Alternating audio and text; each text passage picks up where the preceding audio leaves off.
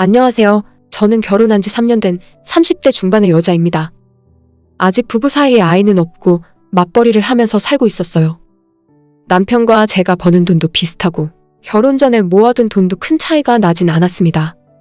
다만 시댁은 저희 친정 집보다 조금 여유가 있었고 친정에서는 금전적인 도움을 아예 바랄 수 없는 상황이에요.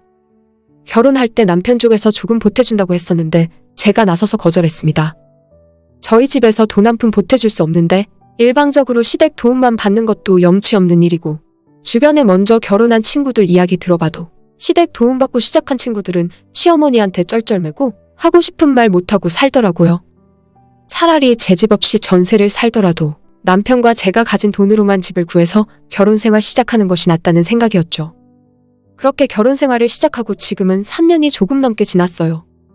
전세로 시작해서 작년에 계약 연장을 한번 하는 것까진 좋았는데 내년에는 집주인이 들어와 살겠다고 해서 꼼짝없이 집을 비워줘야 할 판입니다. 처음 이 집에 전세로 들어올 때 4억이 조금 안 되는 집이었고 전세도 2억 8천 정도에 들어왔어요. 작년에 재계약할 때 전세금 1,000만 원 올려줬는데 그때부터 지금까지 집값이 엄청나게 올랐습니다. 이제는 5억도 훌쩍 넘고 거의 6억 가까이 하더라고요. 안 그래도 울주 구정을 얼마 안 남겨뒀을 때 집주인이 제게 전화해서 혹시 이 집을 매입할 생각이 없냐고 하길래 저희가 가진 돈도 부족해서 그럴 생각 없다고 대답했습니다. 시세보다 1,000만 원 정도 싸게 준다고 해서 이 기회가 아니면 언제 또 집을 살 수 있을까 싶어 은행에도 물어보긴 했는데 역시 큰돈 대출받는 것이 쉬운 일은 아니었어요. 결혼 생활 3년 동안 모아놓은 돈이 좀 있긴 하지만 그 사이에 집값 전세값도 많이 올라서 남편과 제가 가진 돈으로는 내년에 또 전세 정도밖엔 못 살겠더라고요. 무섭게 집값 오르는 걸 보니 결혼할 때 그냥 시댁 도움받고 집을 샀으면 좋았을 거란 생각을 자꾸만 하게 되고 제가 고집 부린 것 때문에 돈을 벌 수 있는 기회를 놓쳐서 남편에게 너무 미안한 마음이 들었어요. 남편은 남편 나름대로 저 때문에 집을 못 산 거라서 불만이 상당했습니다. 저녁 먹고 TV 뉴스를 보다가 부동산 가격이 폭등했다는 뉴스만 나와도 그때 그냥 우리 부모님 돈 받아서 이 집을 샀어야 했어 라는 말을 자주 하는데 그때마다 미안한 마음도 들고 남편이 하도 그런 말을 하니까 이젠 기분이 점점 나빠지더라고요. 좋은 이야기도 한두 번이지 그만 좀 하라고 화를 내다가 결국 남편과 말다툼하는 날이 점점 많아졌습니다. 그런 와중에 이번 설날에 시댁에서 차례를 지내고 시간을 보내다가 시어머님이 더 미루지 말고 집을 사는 것이 어떻겠냐고 하시더라고요. 어차피 언젠간 너희들도 집을 사야 하는데 괜히 고집 부리지 말고 오래 사버려라. 집값도 올라버리면 우리가 도와주고 싶어도 못 도와줘? 사실 생각해보면 어머님 말씀이 맞았어요. 남편과 제 연봉 오르는 속도보다 우리가 돈 모으는 속도보다 집값이 올라버리는 속도가 훨씬 빠르더라고요. 분명히 우리가 적은 연봉도 아니고 맞벌이 하면서 돈도 많이 모으고 있다 생각했는데 이대로 가다간 우린 영원히 집도 못 사고 평생 남의 집에서 새들어 살면서 집주인이 비워달라 하면 이사 다니며 살아야 할 것 같았습니다. 아이 낳고 키울 때도 전세보다는 우리 집이 있어야 안정적이니까 진짜로 집을 사야 하나 고민이 되더라고요. 사실 조금 무리를 해서 은행 대출을 집값의 반 정도 받으면 못 살 것도 없었는데 은행에 물어봤을 때 매달 대출 이자와 원금을 200만 원 가까이 갚아야 한다길래 그건 너무 부담스러워서 포기했습니다. 돈을 좀 더 모아서 대출을 적게 받을 수 있을 때 집을 사려 했는데 그날 시어머니가 선뜻 돈을 빌려주신다고 해서 마음이 흔들리더라고요. 하지만 한두 푼도 아니고 3억 가까운 돈을 빌려야 하는데 아무리 시댁에 돈이 많더라도 좋다고 덥석 받기엔 염치가 없는 상황이었죠.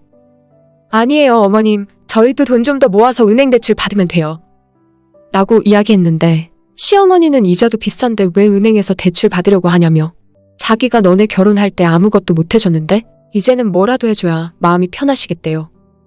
그래도 부담스럽다고 선뜻 받지 못하고 쭈뼛대고 있었더니 시어머니가 말씀하시길 누가 공짜로 준대? 나 죽기 전까지 매달 100만 원씩 갚으련.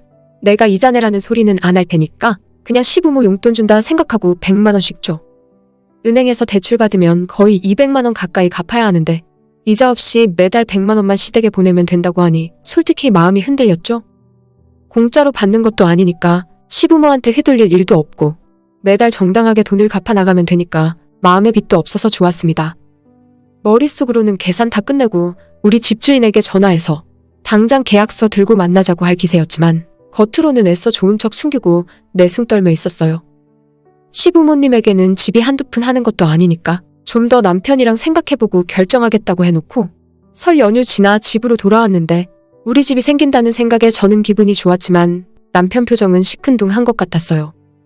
먼저 아무런 이야기가 없길래 제가 남편에게 어머님한테 돈 받을 거야? 라고 물어봤어요.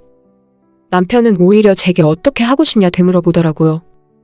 저는 당연히 안 받으면 바보 아니냐고, 이자도 안 내도 되는데 이번 기회가 아니면 우리가 어떻게 집을 살 수 있겠냐고 했습니다. 남편은 한숨을 크게 한번 쉬더니 그러게 애초에 결혼하기 전에 자기 부모님이 지원해 주신다고 할 때 받았으면 1억 정도 받았으면 되는데 내가 고집 부리는 바람에 3억 가까이 받아야 한다고. 저 때문에 자기 부모님에게 큰 부담 드리는 것이 내키지 않는다 하더라고요. 물론 제가 잘못한 것은 맞지만 이런 상황에까지 그 이야기를 꼭 해야 합니까? 남편에게 그 이야기는 안 했으면 좋겠다고 누구는 집값이 이렇게 오를 줄 알았냐고 했죠. 그래도 당장 내년에 이사 가야 할 판인데 집주인이 싸게 준다고 할 때 이제라도 사는 것이 좋잖아요. 내 잘못은 인정하고 남편에게 사과했고 그래도 이번 기회를 놓치면 안 되니까 어머님이 해주신다고 할 때 도움받자고 했습니다. 결혼할 때는 그냥 지원해 주신다고 한 거고 이번엔 이자는 없지만 빌려주신다고 한 거니까 매달 100만 원씩이라도 갚아나가면 마음에 부담도 없으니 꼭 받았으면 좋겠다고 했어요.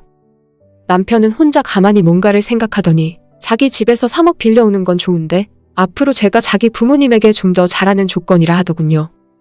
그럼 지금까지 내가 시댁에 못한 건 뭐가 있냐고 물었는데 제가 해온 건 대부분의 며느리가 당연히 하는 일들이고 자기 집에서 3억이나 빌려주는데 어떻게 이자도 없이 공짜로 받으려 하냐면서 지금보다 제가 훨씬 잘해야 한답니다.